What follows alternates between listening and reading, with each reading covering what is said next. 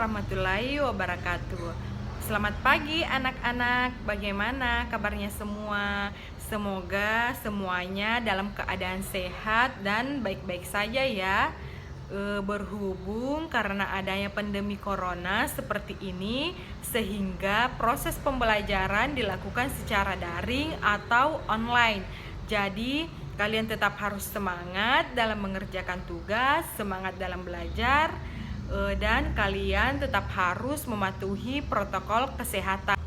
Tema dari pembelajaran kita hari ini yaitu gaya belajar. Ada yang sudah tahu belum gaya belajarnya bagaimana? Karena gaya belajar kita semuanya berbeda-beda, jadi kita harus mengetahui bagaimana sih gaya belajar kita sekarang ini. Tema dari pembelajaran kita hari ini yaitu gaya belajar. Ada yang sudah tahu belum gaya belajarnya bagaimana? Karena gaya belajar kita semuanya berbeda-beda, jadi kita harus mengetahui bagaimana sih gaya belajar kita sekarang ini.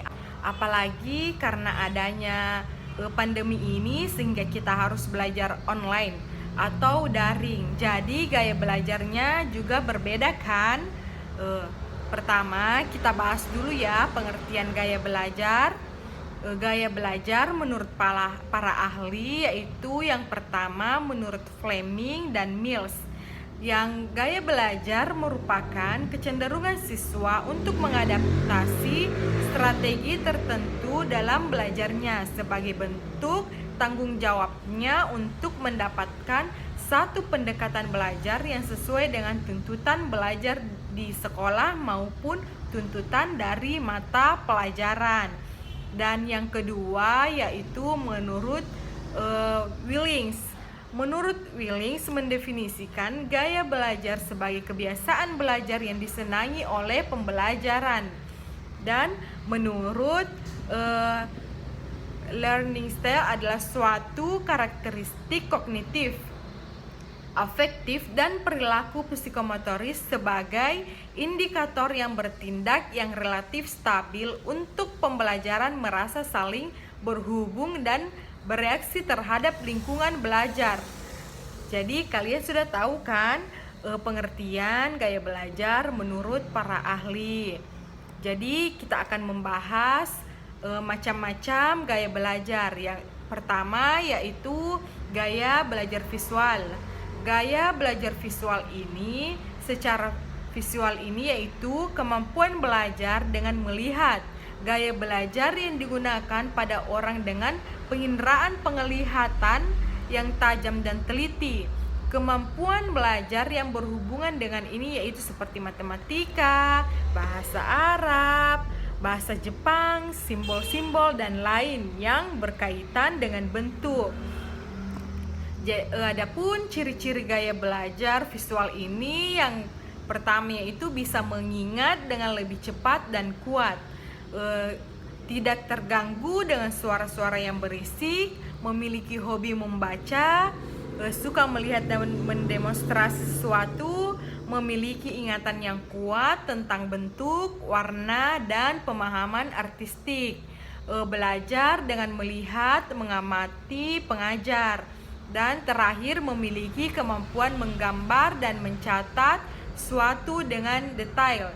Cara lain penampilan pada orang dengan gaya belajar visual ini pada umumnya orangnya cenderung rapi, tidak suka mendengar namun lebih suka melihat. Orangnya teratur, berpakaian indah. Orang dengan gaya belajar visual memiliki kesulitan dalam menyalin tulisan dari papan tulis. Tulisannya tampak berantakan dan tidak mudah dibaca. Anak dengan gaya belajar visual menyukai percobaan atau peragaan. Metode pembelajaran yang tepat yaitu dengan metode mind map, video ilustrasi, alat tulis berwarna, pembelajaran menggunakan bentuk. Nah, gaya belajar yang kedua yaitu ada gaya belajar auditori, di mana orang dengan gaya belajar auditori memiliki indera pendengaran yang lebih baik dan lebih fokus. Orang dengan gaya belajar ini mampu memahami suatu lebih baik dengan cara mendengarkan. Hal ini berkaitan dengan proses menghafal, membaca, atau soal cerita. Adapun ciri-ciri belajar auditori yaitu yang pertama, memiliki kemampuan mengingat yang baik dari pendengaran, tidak mampu berkonsentrasi untuk belajar jika suasananya berisik, senang mendengar cerita atau dibacakan cerita, suka bercerita dan berdiskusi. Yang kelima yaitu bisa mengulangi informasi yang didengarnya. Gaya belajar auditori ini memiliki kendala. Kendalanya yaitu sering lupa apa yang dijelaskan oleh guru.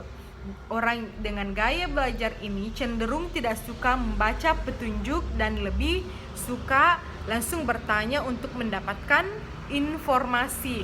Kendala gaya belajar ini adalah anak tidak tertarik dengan memperhatikan di sekitarnya, kurang cakap dalam mengarang atau menulis, cenderung suka berbicara kepada orang.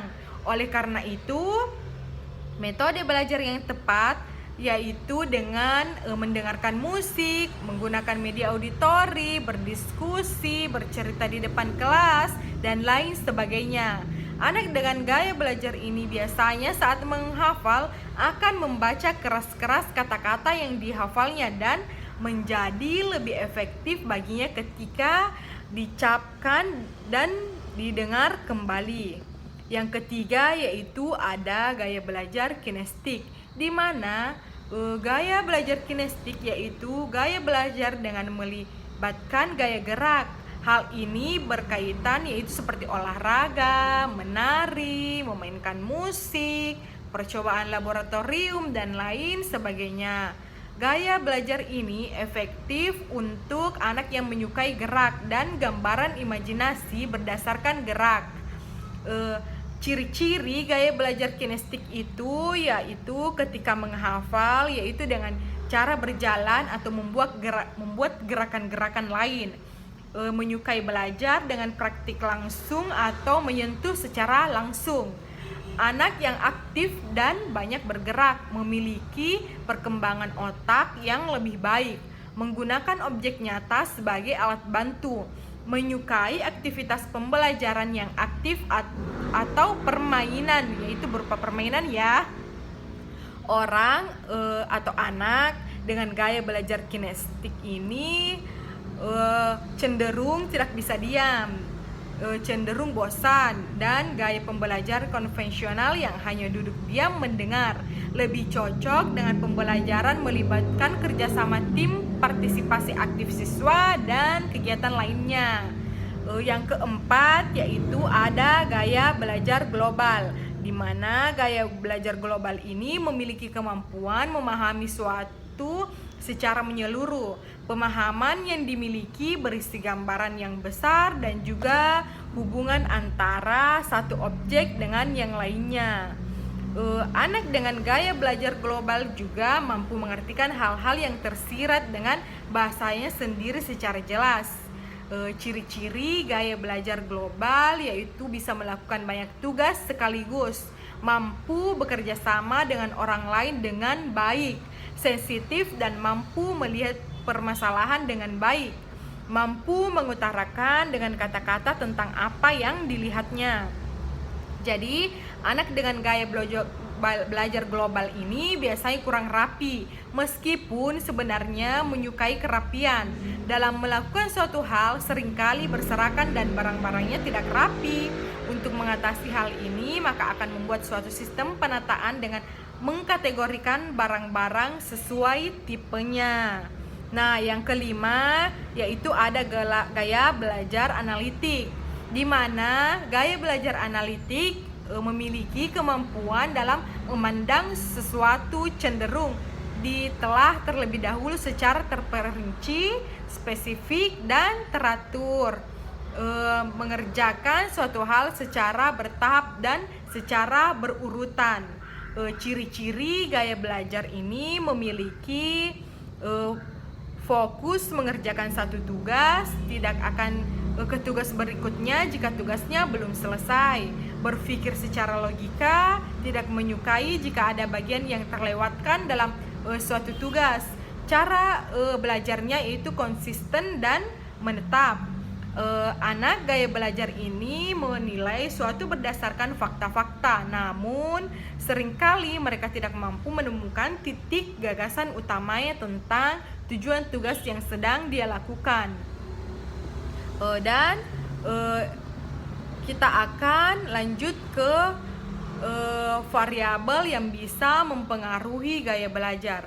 Variabel yang bisa mempengaruhi gaya belajar itu ada 4, yaitu ada faktor fisik, yang kedua ada faktor emosional, dan yang ketiga ada faktor sosiologis, dan yang terakhir itu ada faktor lingkungan.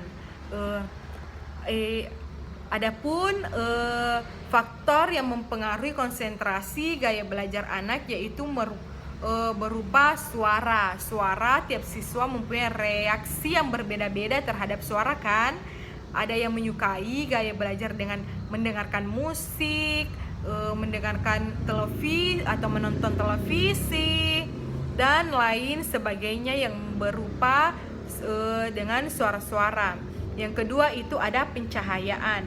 Pencahayaan di sini merupakan faktor yang mempengaruhi kurang dirasakan dibandingkan pengaruh suara. Ini dapat diatur dengan mudah dan pencahayaan yang dibutuhkan siswa agar berkonsentrasi dalam belajar. Yang ketiga ada itu temperatur atau suhu ya. Di sini temperatur tiap siswa mempunyai selera yang berbeda-beda. Ada yang suka tempat sejuk, ada yang lebih menyukai tempat yang hangat, dan ada juga menyukai tempat yang lain sebagainya. Yang keempat yaitu ada desain belajar. Desain belajar ada 2 macam, yaitu ada desain belajar formal dan desain belajar tidak formal, di mana desain formal contohnya itu belajar di meja belajar lengkap dengan alat-alatnya. Sedangkan desain tidak formal belajar dengan santai, duduk di lantai, duduk di sofa, ataupun bisa saja sambil tiduran sesuai dengan kemauannya sendiri. Nah, itu tadi gaya belajar yang sempat kita bahas ya pada hari ini.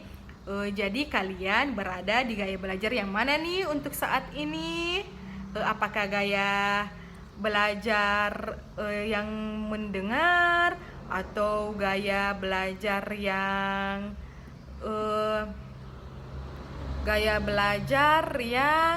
auditori, atau gaya belajar kinestik, atau gaya belajar global, dan gaya belajar analitik. Nah, karena semua gaya belajar orang berbeda-beda kan, sesuai tergantung dengan kenyamanan dan kemampuan seseorang dalam belajar. Nah, itulah tadi materi yang sempat kita. Jadi sampai di sini dulu ya pembahasan kita kali ini. Dan jangan lupa kalian tetap harus stay di rumah, tetap menjaga kebersihan, tetap menjaga protokol kesehatan, dan kalian juga harus semangat dalam mengerjakan tugas, semangat dalam belajarnya. Jadi kita tutup dulu ya pembelajaran kita hari ini. Sekian, assalamualaikum warahmatullahi wabarakatuh.